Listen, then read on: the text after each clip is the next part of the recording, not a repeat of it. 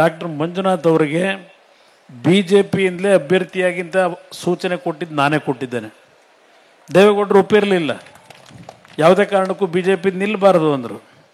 ಕೊನೆಗೆ ನಾನು ಅಂತಿಮವಾಗಿ ನಮ್ಮ ರಾಷ್ಟ್ರೀಯ ಅಧ್ಯಕ್ಷರಿಗೆ 2 ಗಂಟೆಗಳ ಕಾಲ ಅವರು ಮನವೊಲಿಸಿದ್ದೇನೆ. ಇದರಲ್ಲಿ ಯಾವುದೇ ಕಾರಣಕ್ಕೂ ನನ್ನ ಪಕ್ಷಕ್ಕೆ ಹಿನ್ನಡೆ ಆಗಲಿಕ್ಕೆ ಅವಕಾಶ ಕೊಡೋದಿಲ್ಲ. ನಾನು ಏನೋ ಒಂದು ದೂರದೃಷ್ಟಿ ಇಟ್ಕೊಂಡಿದ್ದೇನೆ. ಇವತ್ತೇನು 18 ಲಕ್ಷ ಮತದಾರರು ಈ 3 ಕ್ಷೇತ್ರದಲ್ಲಿದ್ದಾರೆ ಬೆಂಗಳೂರು ನಗರದಲ್ಲಿ.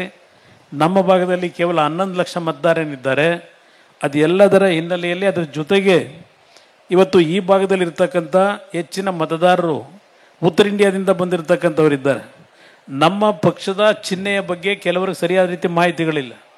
ಅದೆಲ್ಲವನ್ನು ಲೆಕ್ಕಾಚಾರ ಮಾಡಿ ನಾನು ಅವರನ್ನು ಬಿ ಜೆ ಪಿಯಿಂದ ನಿಲ್ಲಿ ಅಂತಕ್ಕಂಥ ಸೂಚನೆ ಒತ್ತಡ ಹಾಕಿರ್ತಕ್ಕಂಥವ್ನು ನಾನು ಹಾಕಿದ್ದೇನೆ ಹೊರತು ಅವರು ಮಂಜುನಾಥ್ ಅವರು ಏನೋ ಇವತ್ತು ಕೆಟ್ಟ ರೀತಿಯಲ್ಲಿ ಏನೋ ಒಂದು ಹೇಳಿಕೆ ಕೊಟ್ಟಿದ್ದಾನೆ. ಅವನೇನೋ ದೊಡ್ಡ ನಮ್ಮ ರಾಮನಗರ ಜಿಲ್ಲೆ ಅಭಿವೃದ್ಧಿ ಮಾಡಿರ್ತಕ್ಕಂಥವನು ಅವನ ಹೆಸರನ್ನು ಹೇಳಲಿಕ್ಕೂ ನನಗೆ ಇವತ್ತು ಬರೋದಿಲ್ಲ.